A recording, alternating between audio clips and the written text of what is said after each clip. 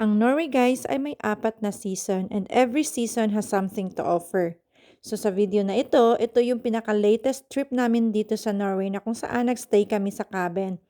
So ito guys yung talagang makikita ninyo pag kayo po ay nag-drive sa Norway.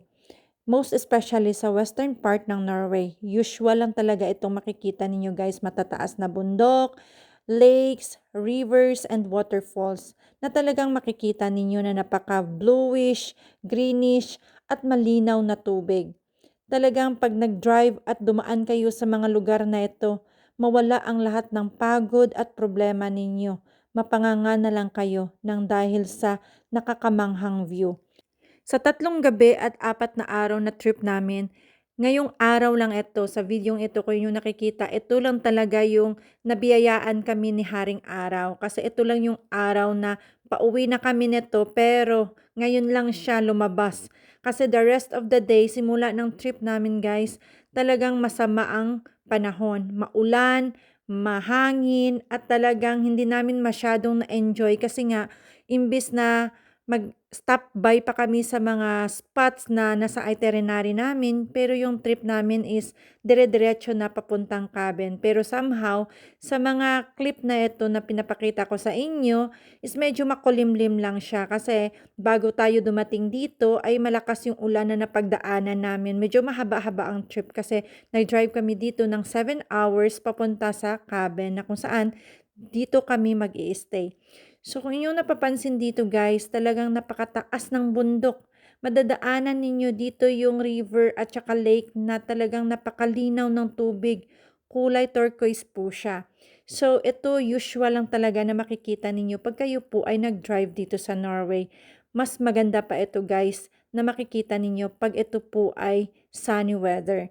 So dito, bago tayo pumasok ng tunnel, talagang mapanganga ka, nakakamanghang view talaga ang inyong makikita. So itong tunnel na ito ay hindi naman siya ganun kahaba. Nung pumasok tayo dito, may maganda tayong view at lumabas kayo ng tunnel, magandang view pa rin ang inyong makikita, 'di ba? Talagang mawala lahat ng problema mo pag ikaw po ay nagdaan sa lugar na ito. Actually, ito guys ay approaching na tayo dito sa Trollveggen. Ang Trollveggen ay sa troll wall po siya na kung saan vertical wall po siya na napakataas na bundok na inyong makikita. So, nung dumating kami dito guys, at kung kayo po ay nakatayo sa kalagitnaan ng area na ito, talagang masasabi mo na napakaliit mo kasi nga lalong-lalo na pag Asian tayo, masasabi mo na talaga na lalo kang lumiit. Kasi eto guys, makikita ninyo, maano na siya, malapit na siya sa langit. Parang peso na lang talaga yung pamasahe papuntang langit dito. Mababa lang talaga yung ulap. Dito, ang lugar na ito napalibutan ng matataas na bundok. Kaya masasabi mo na talagang sana all makapunta dito. So, nag-stop lang kami dito ng maximum 1.5 hour just to take pictures and videos. And then, napadaan din kami sa isa sa pinakasikat na tourist destination. Tinatawag nila dito Briksdalsbreen Glacier. So, dito may isang malaking waterfalls at talaga namang mapapahanga ka sa ganda. Kasi dito, isa rin ito sa pinakakilala na tourist spot or tourist destination dito sa Norway. At nung kayo po ay mag-hike dito, napaka-easy hike lang dito guys. Kung inyong nakikita, ang tubig, napakakulay greenish niya. At yung glacier na yan ay hindi yan siya natutunaw. Pero nung mga old time, makapal yung snow. Pero sa ngayon, pa konti or paliit na siya ng paliit.